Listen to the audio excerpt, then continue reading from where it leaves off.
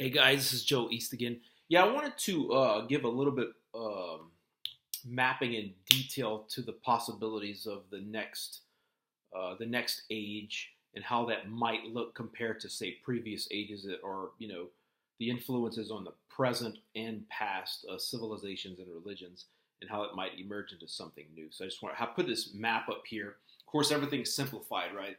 When you dig into the historical data, it's going to be much more involved and complicated. But these are the rough arcs of history and influences of the various religions of the past and how they morphed into what they are, and how we might think about this next age and how it might look, or how we might cultivate it as it grows into what it's supposed to be or what it wants to be, right? So if you look at the Law of Moses, like if you guys are familiar with the Old Testament, the first few books of the Bible, that was kind of focused on the Yahwist religion, the Israelites, the 12 tribes, sons of Abraham, sons of Jacob, sons of Israel, right? The Yahwist religion. And during the Babylonian captivity, when the Israelites were taken off into what is now Iran, which was back in those days, Babylon, Assyria, Assyrian Empire, and the Babylonian Empire, that religion was Zoroastrianism that was ruling the empires that actually conquered Israel and took them away as captives and slaves into the land which is roughly Iran now. And Zoroastrianism is the first monotheistic religion in the world, where they actually, had one God over all creation, whereas the Yahwist, the Israelite religion, was basically their God was the most, the best God, or the one God that was better than all the rest of them around. The surrounding gods might have been called Baal or Balaam or something like that. And their local God was Elohim or Yahweh. So the Yahwist religion and the Law of Moses morphed with Zoroastrianism into Judaism. And Judaism was the religion at the time of Jesus Christ, which was a specific religion of a specific tribe of one of the 12 tribes, specifically the tribe of Judah. That is, traditionally and historically as a tribe of Judah, and that's where the word Jews comes from, the tribe of Judah. So Judaism is kind of a morphing of Yahwist religion, Zoroastrianism. So that's where Judaism came from. And then Christianity, when Jesus Christ and his disciples came upon the scene, they morphed mostly Judaism with the religious practices, and the church fathers and the culture of the time integrated the philosophy of Plato and Aristotle, which were the reigning philosophies of Greek and Roman empires at the time. These are obviously Greek philosophers, Plato and Aristotle, but the Roman Empire essentially acquired the religion of the Greeks and renamed their gods. Zeus became Jupiter, etc., etc., etc. The Greek philosophers were quite influential. They still are today. Actually, Aristotle is a big influence and meant much theology nowadays. Plato and Aristotle, you can kind of think of Platonic as the church fathers, the councils of the first, say, 200 to 300 years of the churches, where they worked out the doctrines of the church. Eastern Orthodox Church is very heavily Platonic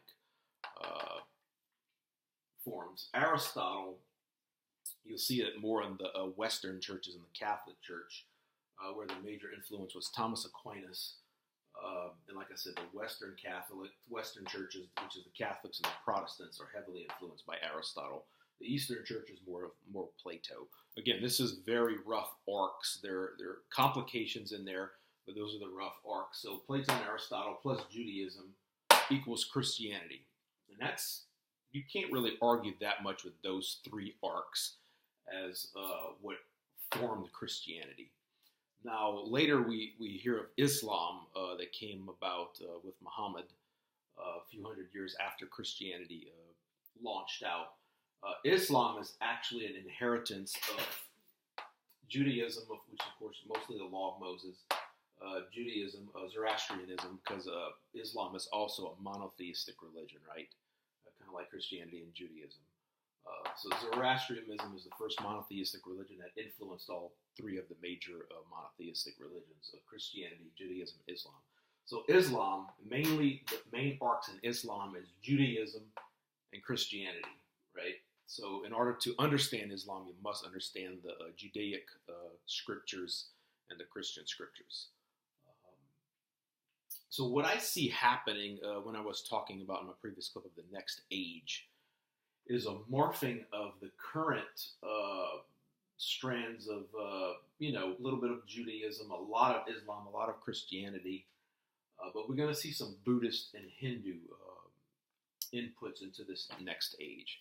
So as we form our spiritual families, we're going to take people from the Islamic traditions, the Christian traditions, the Buddhist traditions, and the Hindu traditions, and some of the Judaism traditions, which now are heavily influenced by Christianity, which is another arc that needs to be explained in perhaps a historical specialist. But all of these spiritual families I've been talking about, the spiritual families will be pulled from all of these traditions into morphing the inner light into the next age. And I just wanted to map that out logically as to how it might happen or how it probably will happen, and how we can think of, where do I find my spiritual families? Well, you're going to find them amongst the great religions, right? Or those who have civilization or traditions that, past previous generations might have been part of a great religion or something. So that's where we're headed, and the next age is a morphing. So Christianity has ended, which has been the dominant civilizational arc for about 2,000 years. Definitely in the past 500 years, Christianity has been absolutely dominant, militarily, politically, socially, culturally, everything. Absolutely dominant. So now as we pass the year 2000 and we go into the next millennium, as we were still actually in the next millennium, but it seems like there's a transition going on right now into the next age where Christianity will not necessarily go away or get destroyed, but it's going to be the great base of the next age, in addition to some base of Islam, Buddhist, and Hindu. So the next age will be this base of Christianity, Islam, Hindu, Buddhist, morphing into something new, into the next age. All the good ideas from all these separate traditions, all the good folks that have thought through the last couple of thousand years, will morph together into the next age. And then that's going to not go away completely. It's going to be like the Old Testament and New Testament with Christianity. The Old Testament is still a piece of the Bible, but we focus on the New Testament, specifically the Gospels, as far as the core theology or the core way of interacting with Christianity, with the Old Testament kind of as a supplement, a base supplement, traditional inheritance sort of supplement to the New Testament. So that's kind of how you can see these base religions for the New Age, is that it's going to be like the Old Testament to Christianity. Tradition, remembering, paying homage to the tradition, but yet it's still secondary and supplementary to the New Testament. So you can kind of think of it like that. Okay, end of little talk. This is Joe East. Take care.